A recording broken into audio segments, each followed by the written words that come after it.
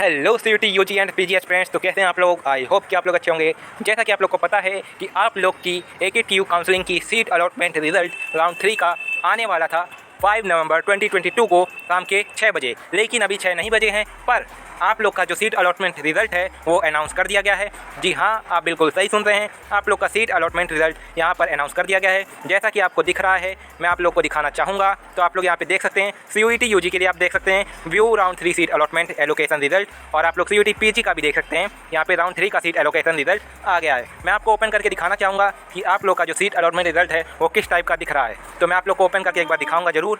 I4JG4।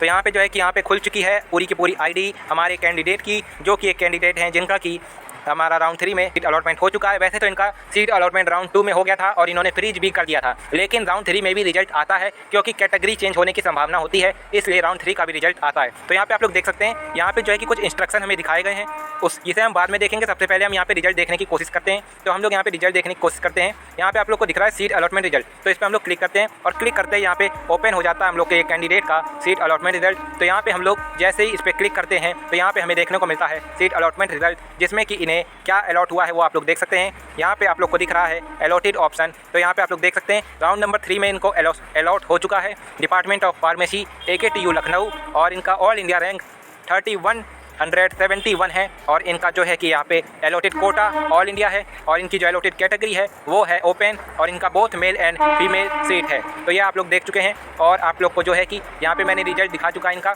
तो आप लोग को मैं और भी चीज़ दिखाना चाहूँगा जो कि इंस्ट्रक्शंस दिए गए हैं। तो मैं आप लोग को इंस्ट्रक्शंस दिखाना चाहूँगा। मैं थोड़ा बैक करना चाहूँगा और मैं बैक करके आप लोग को इंस्ट्रक्शन दिखाता हूँ।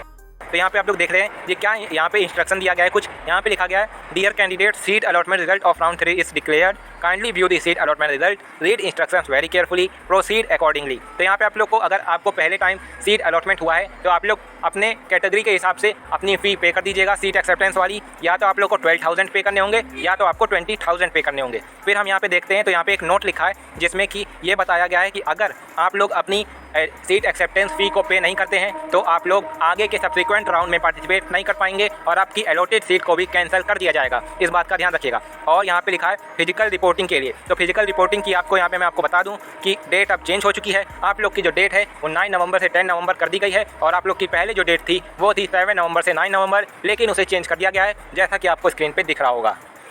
Mandatory physical reporting at the allotted institute only for fringe candidates up to round 3. In case of non-reporting, allotted seat will be deemed as cancelled. No refund will be provided for whatsoever reason. 9 नवंबर 2022 से 10 नवंबर 2022 तक आप लोग जा सकते हैं। शाम के 5 बजे तक आप लोग को ये सारे इंस्ट्रक्शन दिए गए हैं। आप लोग का जो रिजल्ट आया है उसको आप लोग को डाउनलोड कर लेना है। तो आप लोग को डाउनलोड सीट अलॉटमेंट रिजल्ट पे क्लिक करना है, तो आप लोग का जो है कि डाउनलोड हो जाएगा। और मैं आपको दिखाना चाहूँगा, मैंने एक रिजल्ट यहाँ पे डाउनलोड किया हुआ है, उसमें भी कुछ इंस्ट्रक्शन लिखे हैं, तो उसको भी मैं आप लोग को दिखाना चाहूँगा। तो यहाँ पे राउंड 3 का सीट अलॉटमेंट लेटर है जो कि मैं आप लोग को दिखाना चाहूँगा, तो आप लोग देख लीजिए। तो यहाँ पे आप लोग देख सकते हैं कुछ इंस्ट्रक्शन यहाँ पे लिखे हुए हैं, और सबसे पहले मैं आपको ये दिखा देता हूँ। यहाँ पे reporting centre and schedule details दी गई हैं। तो यहाँ पे आप लोग देख सकते हैं रिपोर्टिंग सेंटर के लिए यहाँ पे क्या लिखा है, allotted institute is the reporting centre for the candidate. यानी कि आपको जो इंस्टीट्यूट अलॉट हुआ है वही आपके लिए रिपोर्टिंग सेंटर होने वाला है, यानी department of pharmacy AKTU Lucknow इस कैंडिडेट के लिए रिपोर्टिंग सेंटर होने वाला है। और आप लोग देख सकते हैं the candidate should report in person to the allotted institute as per reporting schedule given below, read carefully instruction given at the bottom of this allotment letter. तो ये सारे इंस्ट्रक्शन मैं आपको रीड करके बताने वाला हूँ, आप लोग को रीड करने की जरूरत नहीं पड़ेगी। तो यहाँ पे आप लोग देख सकते हैं रिपोर्टिंग शेड्यूल आपको दिया गया है, जिसमें कि आपको बताया गया है कि आप लोग को 9 नवंबर सुबह के 10 बजे से लेके 10 नवंबर शाम के 5 बजे तक फिजिकल रिपोर्टिंग के लिए जा सकते हैं। इतना तो सेंस होगा कि आप लोग को 10 बजे 9 नवंबर को जाना है, और 9 नवंबर को आप लोग को 5 बजे तक वहाँ पर जा सकते हैं। तो ये था आप लोग का रिपोर्टिंग शेड्यूल। अब यहाँ पे कुछ चीज़ें लिखी गई हैं जो कि मैं आपको बताना चाहता हूँ। तो यहाँ पे जो इंस्ट्रक्शन दिए हैं वो मैं आपको बता देता हूँ। सबसे पहले नंबर पे यहाँ पे लिखा है इंस्ट्रक्शन, जिसमें कि ये बताया गया है कि जिन बच्चों को फर्स्ट आप लोग की सीट अलॉट हो गई है, यानी आपने जो राउंड 3 में चॉइस फिलिंग के टाइम फर्स्ट नंबर पे अपनी जो चॉइस रखी होगी, अगर आपको वो चॉइस अलॉट हो गई है तो आपकी जो सीट है वो ऑटोमेटिकली फ्रीज कर दी जाएगी। इस बात का ध्यान रखिएगा। अगर आपको चॉइस नंबर 1 अलॉट हो गई है तो आपकी सीट ऑटोमेटिकली फ्रीज कर दी जाएगी, यानी कर दी गई होगी। ये बात ध्यान रखिएगा। और अगर आपको फर्स्ट चॉइस अलॉट नहीं हुई है तो आप लोग फ्लोट कर पाएंगे और नहीं कर पाएंगे अगर आपकी फ्रीज हो गई है।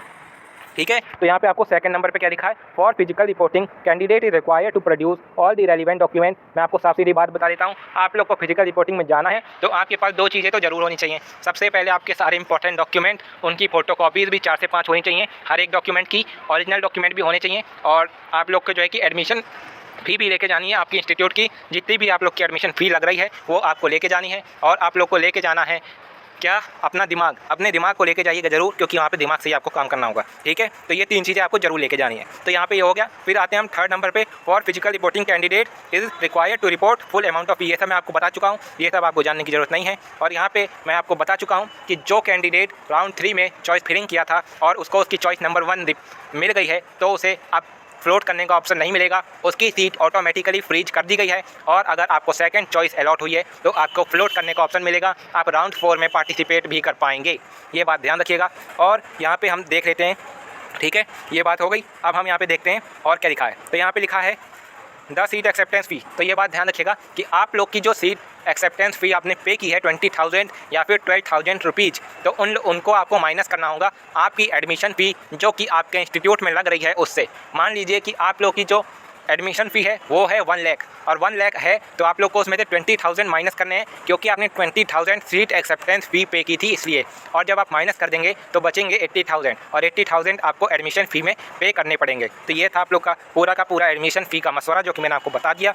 और आपको और कुछ करने की ज़रूरत नहीं है, फिजिकल रिपोर्टिंग में आपको इतना ही करना है, इससे ज़्यादा आपको कुछ नहीं करना है। ठीक है, तो ये था पूरा अपडेट जो कि मैंने आपको दे दिया। इससे ज़्यादा आप टेंशन मत लीजिएगा, जो भी आपको अलॉटेड इंस्टीट्यूट है उसकी वेबसाइट को चेक करते रहिए, आपको सारे अपडेट वहीं पे मिलेंगे फिजिकल रिपोर्टिंग से रिलेटेड। ठीक है, तब तक के लिए खुश रहिए, पसंद रहिए, आबाद रहिए। जय हिंद दोस्तों, वंदे मातरम।